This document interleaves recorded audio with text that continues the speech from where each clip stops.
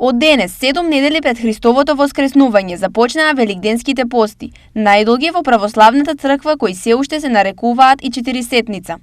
Овој пост по правило трае 48 дена, но од денес па до Лазарева сабота е 40 дена и затоа се нарекува Четирисетница, бидејќи од Лазарева сабота па до Воскресението уште тие 8 дена се нарекуваат и Страстната недела, кај што треба да удвоиме и постот и молитвата.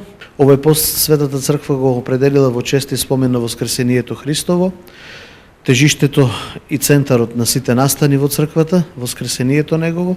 Ова значи дека постите се телесно и пред се духовно смирување и неможност за симнување килограми и диета.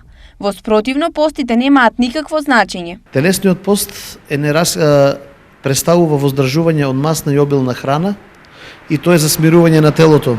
Духовниот пост пак представува воздржување од лоши мисли, лоши зборови, лоши дела, се она што не одвлекува од црквата и представува зауздување или смирување на душата.